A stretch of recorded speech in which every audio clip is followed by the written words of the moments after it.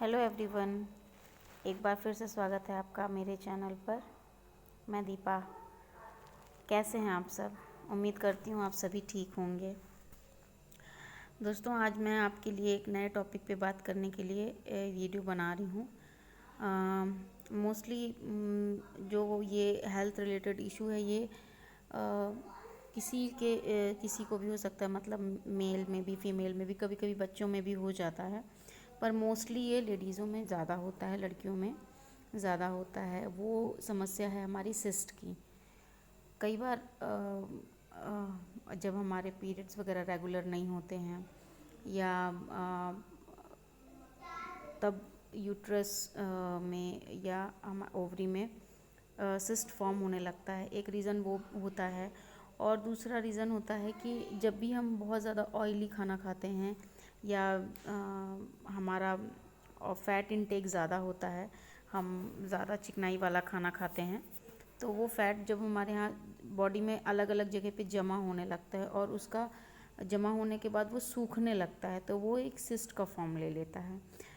और आगे चल कई बार वो सिस्ट पेनफुल भी थोड़े बहुत होते हैं, और थोड़ा बहुत वो कई बार नॉर्मल रहता है, दर्द नहीं भी होता है। तो बताना चाह रही थी कि सिस्ट, ज़्यादातर जो सिस्ट होती, ज़्यादातर जो गांठें होती हैं वो नॉन कैंसेरियस ही होती हैं, पर कुछ परसेंट, 1 या 2% गांठें जो होती हैं वो कैंसेरियस हो सकती हैं। बट कुछ भी है, अगर आपको ऐसा कहीं भी बॉडी में सिस्ट फॉर्मेशन हो रहा है या हो गया है, तो आप उसको लाइटली ना लें तो बेटर होगा।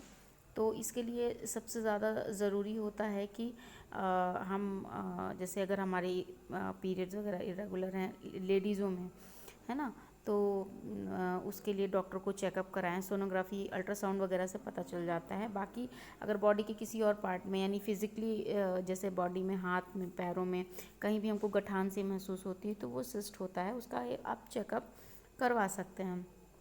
और अगर वो सिस्ट होता है तो पहले तो आप अपनी डाइट पे ध्यान दीजिए कि कम से कम जो है मतलब ऑयल वाला खाना, या बहुत ज़्यादा फ़ैट वाले मतलब फ़ैट वाला फीड हम ना लें।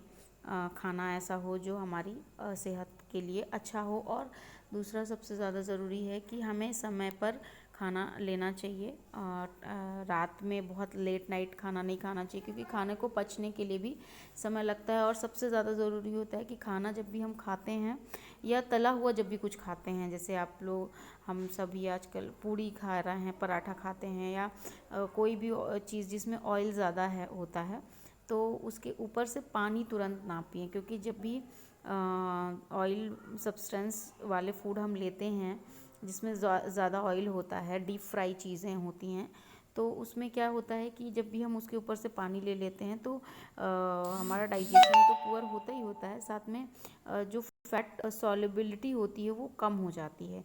तो वो जब सॉल्युबल नहीं होता, वो घुलता नहीं है या डाइजेस्ट नहीं होता प्रॉपरली, तो वो बॉडी में अलग अलग जगह पे अलग अलग टाइप से सिस्ट फॉर्म करने लगता है।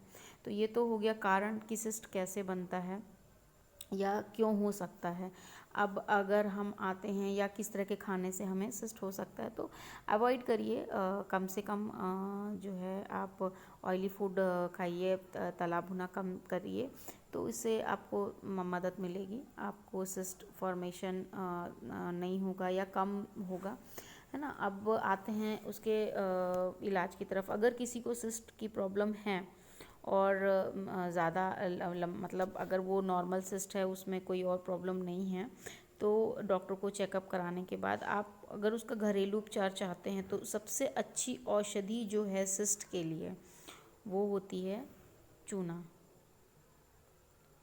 चूना बड़े से बड़े सिस्ट, मतलब 80% सिस्ट को गलाने की, या आप कह लीजिए 90% सिस्ट को गलाने की ताकत रखता है। चूने का जो क्वांटिटी होती है कनक के दाने के बराबर, आप पानी में, दही में, दाल में डाल कर के दिन भर में एक बार ले सकते हैं। कोशिश करिए सुबह हल्के मतलब सुबह पानी में एक बार उसको घोल के पी लीजिए, तो ये जो है आपके सिस्ट फॉर्मेशन को स्टॉप करेगा। और अगर किसी, हाँ ये ज़रूर ध्यान रखने वाली बात है कि अगर किसी को स्टोन की प्रॉब्लम है तो वो चूना ना ले। उसके लिए फिर दूसरे ऑप्शंस हैं, उनके लिए अलग अलग तरह की जो औषधियाँ आती हैं, जिसमें से एक आती है वृद्धिवाधिका वटी। वो आप 2-2 गोलियाँ 3 टाइम ले सकते हैं। और कांचनार गुग्गुल ले सकते हैं 3 टाइम। और क्या ले सकते हैं आप, गौमूत्र 5-5 ml गौमूत्र लिया जा सकता है। तो ये काफ़ी हद तक सिस्ट फॉर्मेशन को कंट्रोल कर देता है, और जो सिस्ट बने हुए होते हैं वो सॉल्युबल हो जाते हैं, वो घुल जाते हैं, स्किन नॉर्मल हो जाती है, या अगर इंटरनली किसी और पार्ट में है तो वो सॉल्युबल फॉर्म में आ जाता है। पर सिस्ट डिफॉर्म होने के बाद भी हमें कोशिश करनी है कि खाना परहेज वाला खाएं, जिससे हमें दोबारा ऐसी प्रॉब्लम ना आए। क्योंकि सिस्ट फॉर्मेशन अगर रेगुलर बेसिस पे अगर होता है तो फिर वो कहीं ना कहीं आगे चल के हमें प्रॉब्लम हो सकती है उसको लेकर। तो ध्यान रखना पड़ेगा उसके लिए कि हमको क्या क्या नहीं लेना है।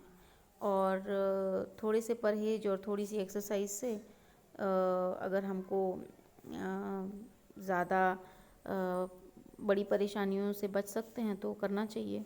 सबसे ज़्यादा ज़रूरी तो यही है कि सबसे जो आसान तरीका है वो यही है कि आप चूना लें। चूने में सबसे ज़्यादा ताकत होती है सिस्ट को ख़त्म करने की। और मुश्किल से 1 से 1.5 महीने में रिज़ल्ट भी मिलना शुरू हो जाएगा। आप एक बार अगर इंटरनल पार्ट में है तो इंटरनल पार्ट में सोनोग्राफी करवा के आप चेक कर सकते हैं, और अगर फिज़िकली है तो वो तो ऑटोमेटिक उसका साइज़ धीरे धीरे कम होने लग जाता है। तो ये थी दोस्तों छोटी सी जानकारी सिस्ट की। अगर आप सबको पसंद आई हो तो प्लीज़ मेरे चैनल को लाइक करें, शेयर करें, सब्सक्राइब करें, और मुझे ढेर सारा सपोर्ट करें। Thank you so much. आज के लिए बस इतना ही।